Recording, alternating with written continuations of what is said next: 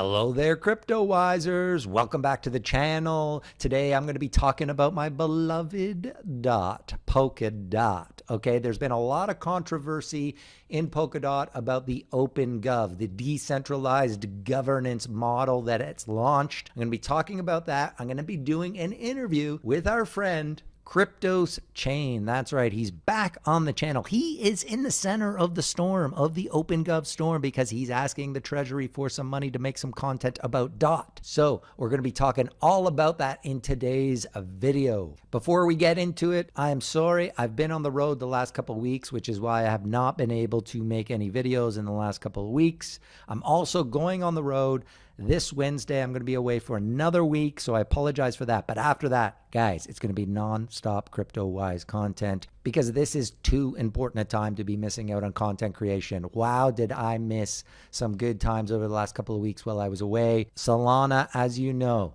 has been pumping huge in the last couple of weeks, say 30 days. Look at the 30-day chart. We went from kind of mid-20s. It's up over 40 bucks again. It's at $42. And guys, one of the first videos that I made when I came back to the channel a month ago was about Solana. So we hit that. I feel really proud about the things we talk about on this channel because we tend to do it before things hit. So we were talking Solana a month ago. It was a high priority for me to talk about things going on in the Solana ecosystem because I had a feeling that it would be one of those projects that would lead the next bull run. And speaking of Solana and projects built on Solana, what about photo finish game? Guys, Crown token up to 44 cents. That's right. When I talked about this, it was at maybe 16 cents. I forget. But we've been holding on to this one for years.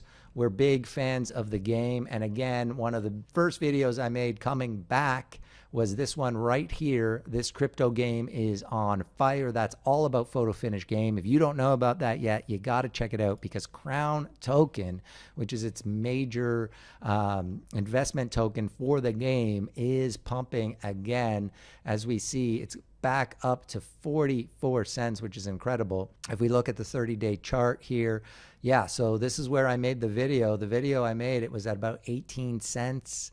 And that was up from 5 cents. But if you watch that video there at 18 cents, it's over double from when I did that video on photo finish game. So make sure that you are subscribed to the channel if you're not already, because we're going to be doing a ton of content in the months ahead.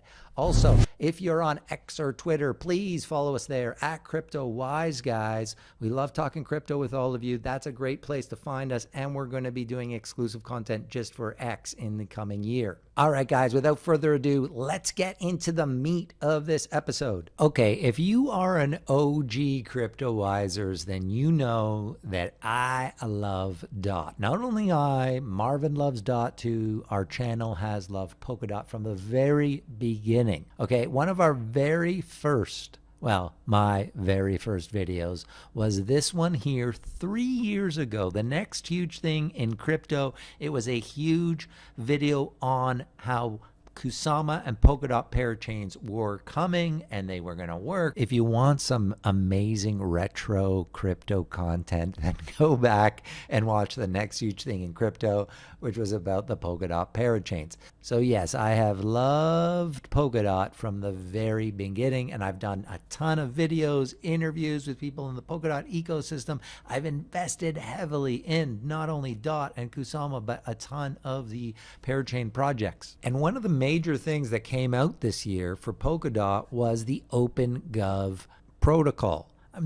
Okay, this is the thing. If you're not into Polkadot, or you're skeptical about Polkadot, or you're down on the OpenGov, the way it's been working, and we're going to talk a little bit about that today, the thing you need to realize, no matter what other crypto layer 1 or 2 or 0 that you're into, if you believe in decentralization as a key element of any great blockchain, which of course it is, then they're going to have to come up with some element like OpenGov, which democratizes the chain. Otherwise, you're going to have a central entity making decisions. Now, at first, that's pretty good to have, the group of founders or the really kind of people who understand how the blockchain really works to make those decisions. But eventually, if you want to be decentralized, you got to open that up. And Polkadot did that this year. Okay, they're really ahead of the curve in terms of decentralizing governance of a blockchain. But there's good and bad that comes with that. If you're, democracy is not easy, as we found out in a lot of countries who have struggled to keep a democracy going. Democracy, letting the people have a say can be very difficult sometimes. Now, if you want to learn more about OpenGov, what it is, how it works, I recommend that you go to the Polkadot X or Twitter. They've got a great little video on there that explains the whole thing. I'm not going to play it in this video, but just go to @Polkadot on X. Check it out, because they really do a nice little job here in this video of explaining what OpenGov is and how it works. But essentially, if you go to polkadot.network/features/OpenGov, you get here, and then you can click on this participate button. And that takes you to PolkAssembly, which kind of puts all together anyone who is putting forth something to be voted on by DOT holders. And one of the main controversies that's been going on in the last few months is that content creators like us have been putting forth proposals to get paid from the Polkadot treasury to make content. Now, some people have been supporting this, and a lot of them have actually gotten substantial amount of money to make videos about DOT, and some people in the community really don't like this. Now, I have to admit, I am on the fence. I've been very skeptical about giving content creators money from the treasury, but at the same time, I'm a content creator that talks a lot about DOT. And look, if you're a content creator that talks about crypto, clearly you're trying to make much money as you possibly can. That's one of the things we love about crypto. And if you love a particular crypto the way that I love Polkadot, I want as much Polkadot as I possibly can. So if other creators are getting paid to talk about DOT, when I truly believe genuinely that I love it more than anyone out there, then yes, it kind of peeves me off a little bit to think, well, why am I going to create content about a DOT and not get paid for it in my favorite currency of all time, DOT? And others are going to. So that's kind of what today's video is about. I got to decide here. I'm struggling with it. I've been talking to Marv about it. Marv, of course, if you know Marv, if you watch the channel, you know he's all in. He's like, of course, we should apply for the treasury to get money to make videos about DOT. Are you crazy? We do it anyway. Let's get paid to do it. And like he says, no one loves DOT the way we do. And we've got the background, the proof is in the videos that we've made already. So anyway, that is the struggle that I'm going through right now. And because our good buddy KryptosChain has gotten money from the treasury in the past and has a new proposal out that is causing a lot of discussion, because he's asking for $90,000 worth of DOT for 6 months of videos. And actually, now that DOT's gone up in price in the last little while, it's trying to get to that $5 mark. And I'm going to talk about the price of DOT at the end of this video, so don't worry about that. We'll talk a little bit about the price. But, that's a whole lot of DOT that he's asking for. So we thought we would go to the source. And so we had a good chat with our buddy KryptosChain all about this. And I grill him hard about the other sides, the downsides of Polkadot giving money from the treasury to content creators. But I wanted to hear his side of it. Another content creator that we talk about in the interview, if you're not familiar with them, is the Kusamarian. I always screw this name up. It's a terrible name. I'm sorry. But the Kusamarian.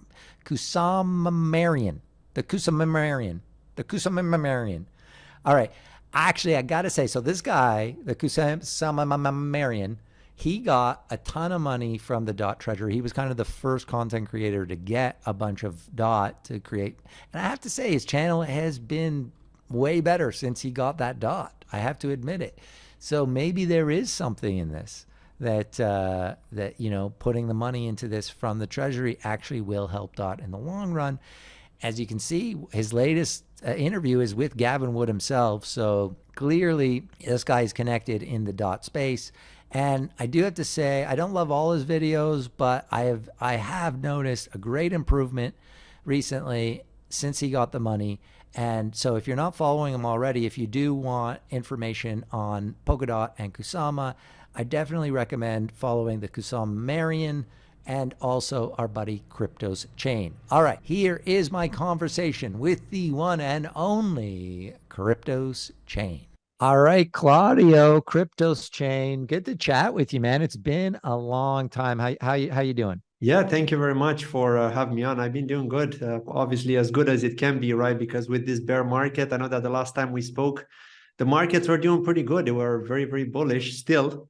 I know that they started to crash, but they were nowhere near the stage that they are right now. So I have to say, like, the community has grown so much, at least the Polkadot community, but the market sentiment and the saltiness has gone up the roof, unfortunately.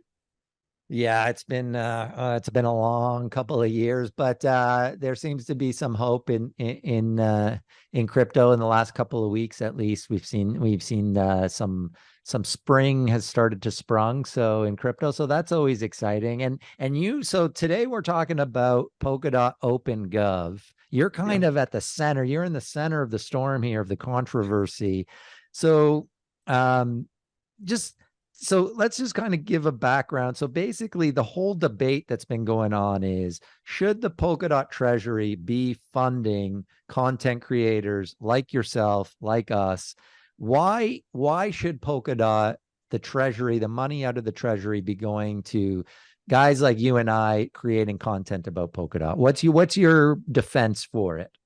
Yeah, I mean, let me say that it would have been a very difficult one to debate if you would have asked me this like a number of months ago. But as of recently, Parity have announced that they're kind of decentralizing now, not necessarily stepping down, because they'll still be keeping an eye on things, but they're like not managing the control as they used to. So this is down to the community now, and they've got like a group of core developers who have been contributing, and it's called the Fellowship.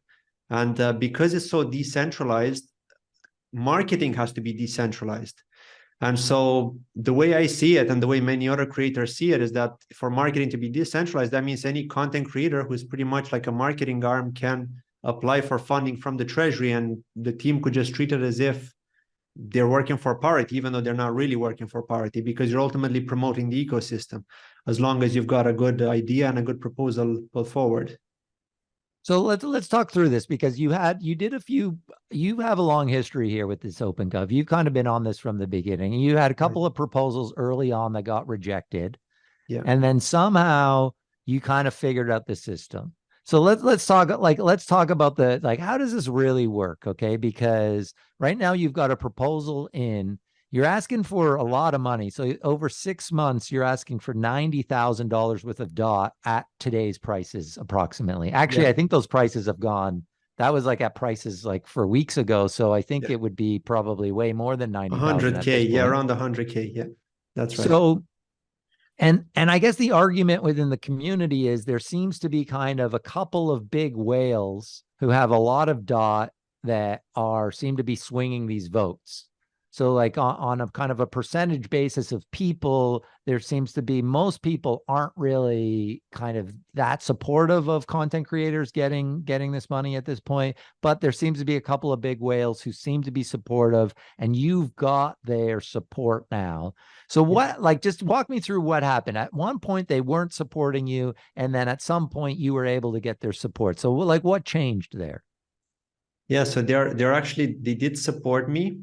But and when you say they weren't supportive at the beginning, do you mean the whales weren't supportive or the community? Well, I'm not sure. Your first couple of proposals got rejected. Am I right about that? Yes, that's right. So what happened is OpenGov first launched on Kusama, because that is the canary network. So every change that gets deployed to Polkadot first gets deployed to Kusama, as you guys know, because I know that you used to cover the Kusama crowd loans at the beginning.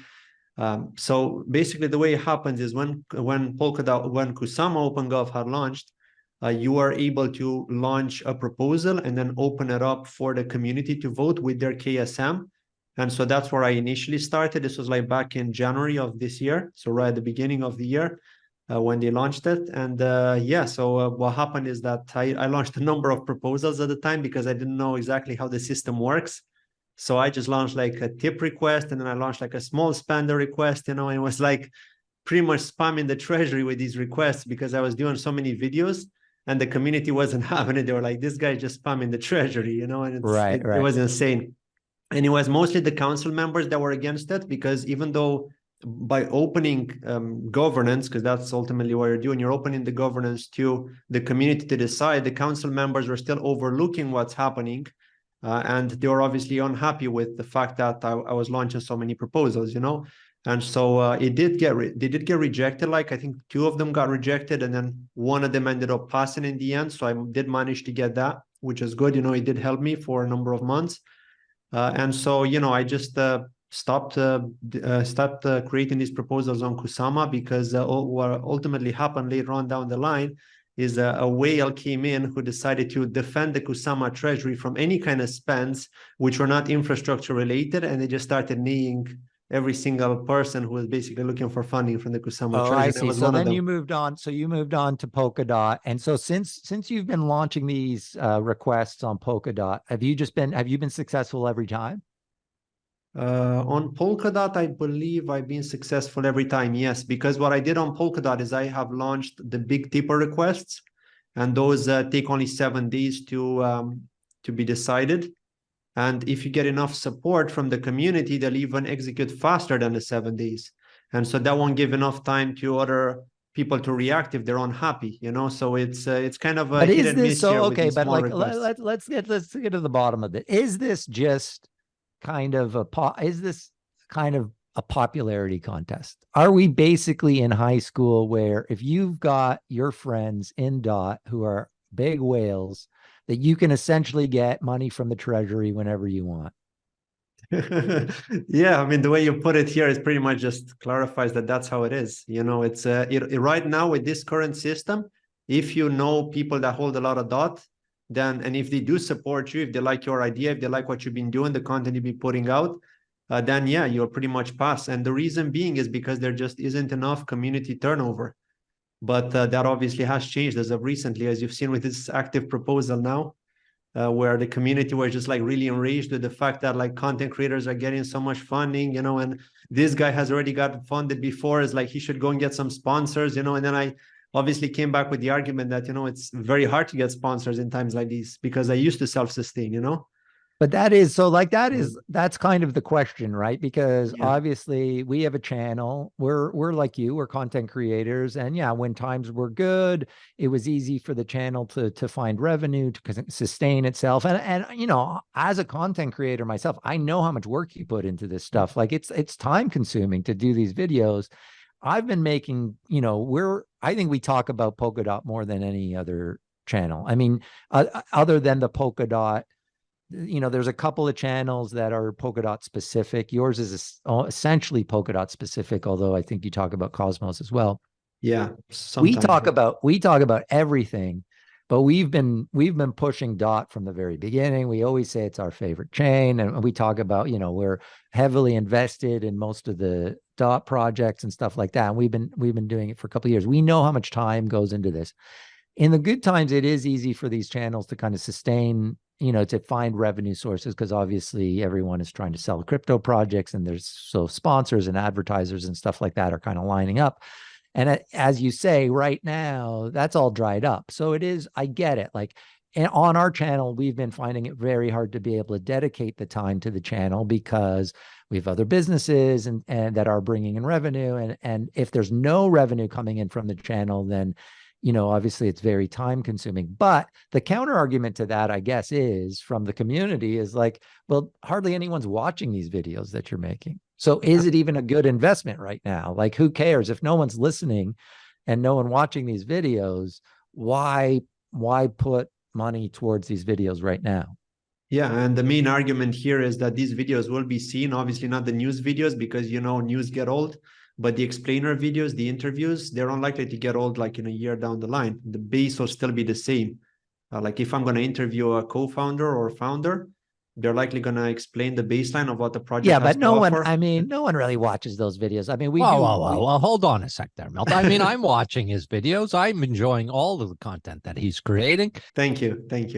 I appreciate it. Listen, I'm watching KryptosChain, so don't say nobody's watching KryptosChain, because I'm enjoying it, and I see a lot of other people in his comments are also enjoying his No, content. no, no, that's not a I do comment. understand. That's not a, no, no, no. Sorry, let me go back, because I obviously we love KryptosChain on this channel. Like we're buddies. Well, we've been supporters of each other's channels from day one. This is not a comment on KryptosChain channel. I'm talking about more these long form interviews, because we've done them on our channel. We talk to and honestly, it's really hard to get them to be at all entertaining whatsoever. And so we have, these long form interviews with these kind of tech guys, and they're really like kind of heavy in esoteric kind of tech jargon, and it's hard to get viewers for that. So I don't know that those are the best kind of videos in terms of getting people excited for Polkadot. That is my point. Right, but in his proposal, it's not just interview videos, right? Yeah. There's how-to videos, there's all sorts of other stuff that he's proposed, which I think makes a lot of sense. I think it's important to have the interviews. I think over time, those that are really want to dive deep really enjoy those interviews for the broad scope. I agree with you, Milt. They're less entertaining, but I think your proposal is quite broad, and you include a lot of different type of content, all DOT related. And I think that makes a lot of sense. I do think there is a lot of value there, but I agree with Milt. Like I'm with you, Milt. I understand it's a tough point to make. Now, I mean, basically, I'm playing devil's advocate. Of course. And honestly, like, to talk honestly here, and I said this on X/Twitter, it's like, it's hard for guys like Marv and I who love talking about DOT, making videos about DOT, but then we see all these content creators getting paid by DOT to make the videos. And it's kind of like, well, why would we even talk about DOT anymore if we're not getting paid for it and others are? That becomes the kind of like thing. You can get paid. That's the thing. You just have to raise the proposal. Yeah, that's the whole thing there, Milt. We're the idiots. I mean, we're talking DOT. We're putting time. I mean, we're truly passionate about DOT, right, and everything surrounding it. And so we're doing it out of the love of our hearts and our belief in the ecosystem. But hey, we can put a proposal out too. There's nothing stopping us. That's exactly what KryptosChain Well, I guess that's done. the big question. That is the question. So cryptos, you're saying you think Cryptowise should, if we want, we should put our own proposal out there. Absolutely. And I think you will get support, obviously not from the full community, because there will always be people that are simply against content creators. They just don't see the value of the treasury being spent this way. But I have just posted a message on X this morning. I don't know if you saw it. Well, morning for me. I know it was like really, really early for you guys. But yeah, it's a message from one of the guys who's like an investor in Web3 for quite some time. And he just explained why he believes content creators should be funded, because they are ultimately replacing the marketing arm for parity. So let's talk about who's been funded already for content creators. And we know that this was the first one, this Kusamarian. Yeah, the Kusamarian. So yeah. And he got like 300K or something. He crazy. initially got like 30K. On the Kusama treasury, then later on down the line when the Polkadot treasury launched before OpenGov. So when the Polkadot Gov 1 was still on, which means that the council had to decide before you get funding or not, he got like 200K for that. And then later on down the line when OpenGov launched, he got like 450K for 48 weeks of content. But he does have a team of like 8 or 10 people, I believe. So it is being split. It's not just like all going to him, but still it is a pretty large ask. But to be fair, he does bring a lot of value, and he is an X-first platform. So that's the thing people need to understand, is that although their YouTube channel are quite small, they've got like 4K subscribers, their X platform is quite big now. I believe they're like on 50K followers, maybe even 20K. I haven't checked recently, but I think they're around 20K now. So they've grown rapidly. Now, they've also allocated funds for advertisement on X, which has helped them dramatically, and it's really been good for them. I have to say, like, I don't love his content, but it has been getting much better since he got this funding. Absolutely. I have to say, he has, like, the funding has made a difference in terms of watching him, how much he puts out there, the kind of quality of it. I still think it skews a bit too like esoteric, where it's like the regular people. It's, DOT, that's one of the things about DOT is it's not like, people don't talk about it in an accessible way, I find, which is why I feel like a lot of people have stayed away from it. Well, even more reason why this funding is so important. to go towards these means, right? I mean, you know, having people like us bring the spread the message across and help educate people and dumb things down a little bit and dive into the real guts of where the value is critical. And so, yeah, that's you the know, counter argument for sure. I'm playing the devil's advocate. I You agree. guys Now, can take, you guys can take no, the, no, you guys can take the Listen, side of the content creator. I'm, for the audience who's watching this, who's listening, I'm basically bringing up all the other side of like, Milt is doing what he normally does here, which is be the negative guy in the room. Now, listen, I'm being the viewer. I am the perspective of the 100%. viewer, of the watcher. I'm out there for the Cryptowisers. I But agree. this is because the argument is, and I'm a dot holder. I own a lot of dot. So when I see guys like Claudio or Kusamarian, or did Chico Crypto get his passed? Did his pass? No, so what Chico did is that he got into an argument with the Kusamarian on X. There was a bit of drama there during the Kusamarian's major proposal, which has stirred up the community because of the price, not because of the quality. I think the quality is awesome, top notch. But because the price seemed quite high based on the engagement that he was getting at the time, the community was stirred up. Now, not as much as they've been stirred up with mine. But anyway, Chico got into a debate with that, with the Kusamarian. And so he decided to launch his own proposal, asking for like 500K, if I remember correctly, for like 20 videos. Yeah, he was asking for like 10K a video or something. Yeah, something around that. Yeah. So what he did is he launched it in a discussion phase, not on chain. And so it was up for debate. People could comment, people could, debate it or whatever. But if he would have launched it on chain, then he could have gotten paid had it passed, because it would have been up for community voting. I do have a question though, Milt, and I think I know the answer.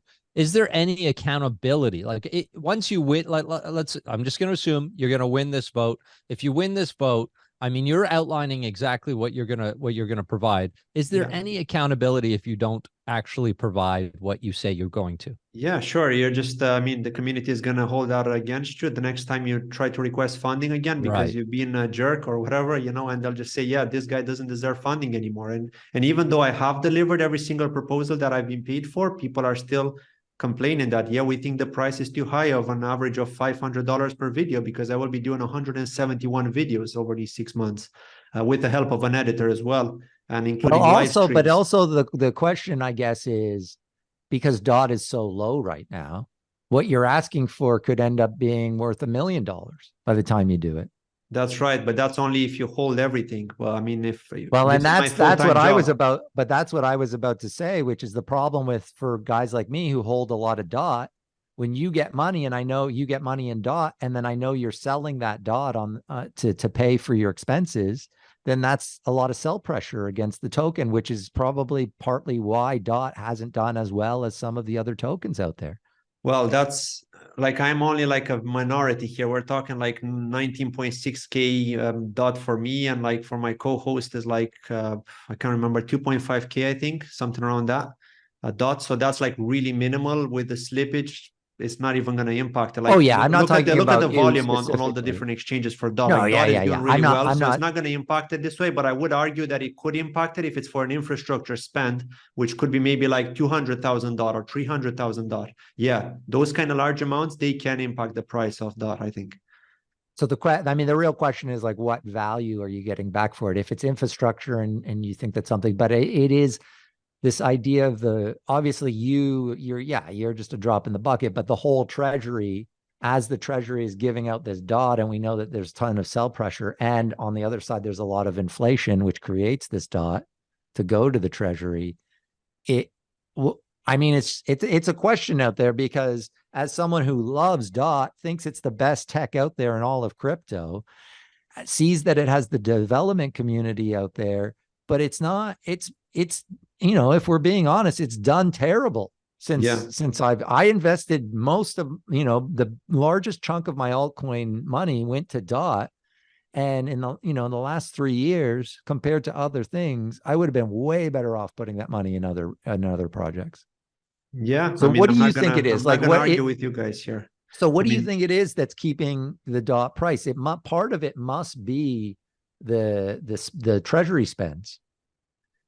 I think that's only a small percentage. You got to remember, there's the staking rewards as well. The validators are getting paid. The nominators are getting paid.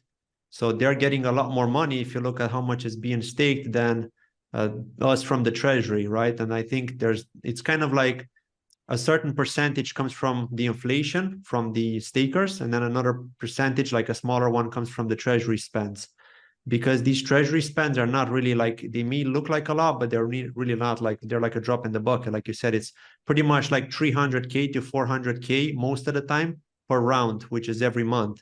24 that's days, in nothing. fact. So That's every nothing. 24 days, there's a new round of spends being sent, and also a partial burn as well. Like around 400,000 DOT gets burned every round. Right. So, okay. So let's just to cap off this OpenGov section, because I do want to talk to you about the kind of ecosystem quickly too before we let you go. So, who do you know these people who are supporting you? Like your big supporters, do you know them? Are you part of a secret Polkadot cabal that is making all the decisions about what should be done with Polkadot's money? Yeah, I mean, the person that has support, like the biggest whale that has supported me, the biggest holder, has obviously come out public. So if you look into the Polk Assembly posts, you can actually see that they've said, look, this is me. This is the group that I've created here. I'm trying to help a community of content creators, and I want to be promoting content creators because we want to market Polkadot to the wider audience. So they want to spread the word, which is really good in my opinion, because it seems to be moving towards this promotion-centric approach now, where people have previously complained that Polkadot isn't getting enough marketing, isn't getting enough love. Unfortunately, the Polkadot official X profile hasn't been very supportive of the parachain teams in the past, but that has changed significantly this year because they had received a lot of pressure because they weren't doing that. It's like people are complaining, why aren't you marketing the teams building on your platform? And so ever since then, they've been very supportive of their parachain teams, and I've seen a lot of love now. And I'm sure you've witnessed it as well if you've been following them, that they're sharing a lot of information, even related to the wallets and all the different things that are being built in the ecosystem. Yeah, there is some good stuff going on, and I am happy to see. The kind of the amount of discussion that's been going on. Definitely, I don't know. I think you might be winning me over, KryptosChain, about this. I was skeptical about treasury money going to content creators. I definitely think, we got to be have the careful opposite about it. problem, Milt. I do think we have to be careful, but I agree with you. The treasury needs to be dealt with care. But at the same time, Polkadot has never focused, it's never been promotion centric. And in my opinion, that's one of the biggest reasons why we haven't got mainstream attention, like, Correct. other chains like Solana and so forth. And to be spending a few $100,000 here and there of treasury money towards this great initiative is a no-brainer, in my opinion. I mean, we need to be spending more than that, to be honest with you. Yeah, and I just want to raise something here. So with regards to the promotion, so yeah, like you said yourself, like in the past, Polkadot didn't really get that much love from content creators. Maybe it was like myself, yourself. The Kusumerian had just started in like summer 2021, so his channel was very tiny. Not many people knew of him, right? But yeah, if you look at it, like then there's CryptoZilla as well, another content creator. So not many people, like we had maybe like 4 or 5 constantly doing Polkadot content at the time. But then there were like obviously some other creators who would do like maybe one video talking about the price, talking about trading, but not really educating the community on what Polkadot has to offer. So this is where guys like us came in, and we were very supportive of them. We were trying to explain to the community, look, these are the wallets that you can use. This is how you use the wallet, even though it is complex. These are the dApps that are available, so we're always trying to be those guys who are trying to explain how things work in the ecosystem. And it is complicated. It Polkadot is more complicated because like there's 50, or I think we're up to 50 parachains on Polkadot. Yeah. So it's like, when we talk about DOT, it's hard to get people to understand that we're talking about 50 different blockchains. We're not talking, so like people compare it to Solana or Matic or whatever. And you're like, if you're going to talk about DOT and really talk about the ecosystem, you're talking about 50 blockchains. And then on those blockchains, you have all these dApps and other projects being launched. So I do agree that there's so much in the ecosystem to explain to people that someone has to do it. And as you say, well, as we've both said, it's time consuming to do these videos and this content. So I do agree that they should be paid on some level for sure for their time and effort. yeah, it's an interesting, but it's definitely an interesting kind of discussion for sure. All right, so I do want to, like, before we let you go though, let's just talk about the ecosystem a little bit. Like, what do you, just give us what you're most excited about in terms of what's going on any of the Polkadot projects right now? Which of the projects building on Polkadot are you most bullish about? Maybe give us your top three right now. Yeah, absolutely. So the first one is no doubt a star network. Number one parachain, in my opinion, when it comes to community, when it comes to the team size, and when it comes to what they've achieved so far. Star Network is a WASM-based smart contract blockchain or parachain, which is built on Polkadot. They're like one of the first round winners of the parachain auctions from back at the end of 2021, when the parachain auctions initially started on Polkadot. And they have renewed their lease. Of course, they're now in the second lease for another 22 months. And, oh yeah. No, we love A-Star. Yeah. Okay, give me your, but don't go into too much detail, because we have, I just want to know what the projects are, but because we have talked, well, I mean, obviously we love A-Star on here. We had Sota Watanabe on years ago when they were going for their first parachain. But yeah, give us maybe the top thing that you're excited about from A-Star. So the second one would be Moonbeam Network, EVM parachain, smart contract as well. And the third one would be Fala Network, which is a data privacy-based blockchain, who have built a system that enables Web 2 applications to connect to Web 3 seamlessly without losing computational power, which I think is huge. So these are my top three picks from the ecosystem. Obviously, there are other teams that are doing great things, but to me, I think these three are like the game changers in the ecosystem right now. Those are the big ones. All right. Well, what about your three biggest disappointments from Dot? Because you and I, we are OG Dot lovers. And so I am happy that, honestly, like, if any treasury money goes to any content creator, I am happy that it's been supporting you. And I am supportive of your latest proposal, because I know that your heart's in the right place. You've been talking about Dot from the beginning, as we have. So, like us, you must have some heart, ones that broke your heart, because there's definitely, I've got a long list of Dot projects that have broken my heart. What are your top three? Yeah, absolutely. So I'm sorry to say, I know you guys were big supporters of this one, but Kylie Network is one of the ones that has broken my heart. Like I wasn't invested. Claudio, it's too soon. You're triggering. It's triggering for me. You bringing now. I agree with you though. What a disappointment Kylie has been. Yeah. What a disappointment. But yeah, keep going. Yeah. So the next one would be, again, I do hold some of these tokens, but unfortunately they went through the approach of no ICO, no VC. They wanted to be community focused, but they did it at the wrong time, when the bear market had started. And this is Totem Live Accounting, which wanted to create a platform that would automate accounting for enterprises. So it was very hard for them to gain traction or adoption, because they were just at the wrong time, unfortunately, and they did run out of funding, and they're not doing well right now. They are looking for funding. There's actually a proposal in the Polkadot OpenGov treasury. If you look now, you can find that it's a very, very large ask. It's like $2 million, but this is how much they need if they want to self-sustain now. They need that funding to be able to kick things off. And so it has been a bit of a disappointment. I feel for Chris, because I had him on my channel a number of times. He's the founder. But yeah, it has been a disappointment, because it just hasn't been going well for them. And this is mostly because they did decide to go this fair way, no VC, no private sales route, and it didn't end up hurting them, unfortunately. Yeah, that's tough. Any last ones that you think from the last cycle won't be around? Yeah, I do think there is one other one, and that's Mangara Finance. It did start on Kusama. They're thinking of launching on Polkadot as well. It's a really small DEX. They don't have too many pairs on there, unfortunately. They stayed with 3 different pairs for a very long time, so they barely had any volume. Now, one of the good things about them is that they have created gasless swaps if you hold a certain amount of MGX tokens, but unfortunately, I'm just not seeing enough volume, enough demand there. For that small DEX, and there are many other DEXs that will eat them up, in my opinion. And so I think Mangara was a bit of a disappointment as well. That's like the third one, but that is on Kusama. It's not really on Polkadot, but they're thinking of launching there too. What about Polkadot NFTs? When are we going to see Polkadot NFTs become a real thing and be able to compete with Solana and Ethereum and stuff? Do you hold any Polkadot NFTs? I do, yeah, yeah. And it's an interesting one because there's this project called Remark. I don't know if you're familiar with them. Oh yeah, of course, It's of the course. largest NFT platform in the ecosystem. They had started on Kusama. They managed to hack Kusama, so they weren't actually a parachain.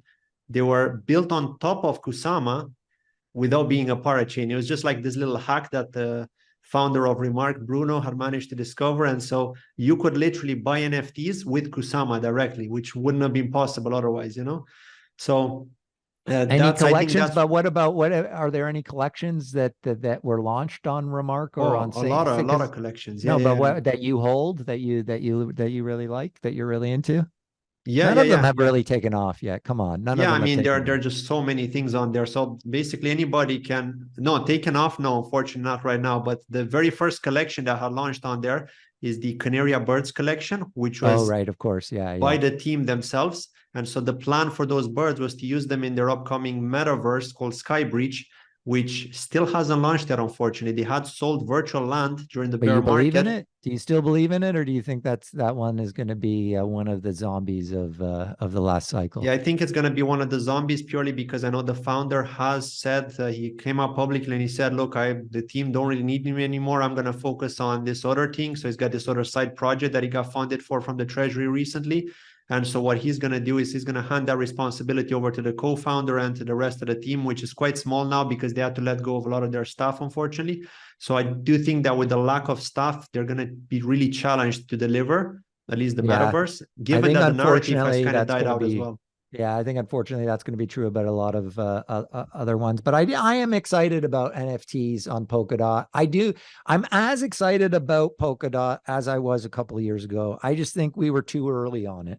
I think that Polkadot's day is going to come in this next bull cycle, but we need the DeFi to be built community, and we need the NFTs community to be built, because I still think, and gaming obviously, but though I do think that those are the entry points into crypto still for retail investors. So I really hope that the infrastructure for those get built in the next couple of months moving forward.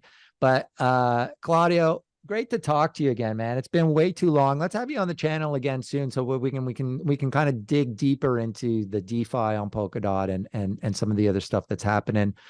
I'm really happy for you. I'm glad that some of the community has been supportive of your proposals, because I know you do, that your heart's in the right place and that you are genuine about your love for DOT. Claudio, thanks for your time, man. Really appreciate it. You're welcome. You're welcome. Thank you as well, guys, for having me on. I appreciate it. And I'll, see you soon, I hope. All right, guys, that was my latest conversation with KryptosChain. Let me know in the comments, what do you guys think? Should Marv and I apply for some funding for some more precious DOT to make some videos about Polkadot? I mean, to be honest, I really think we could do a good job. I think we could make some really amazing content for Polkadot because we love it so much. We know a lot of people within the community. We know about a lot of the projects. We know our stuff. And I just think, we're pretty good at creating some good conversations.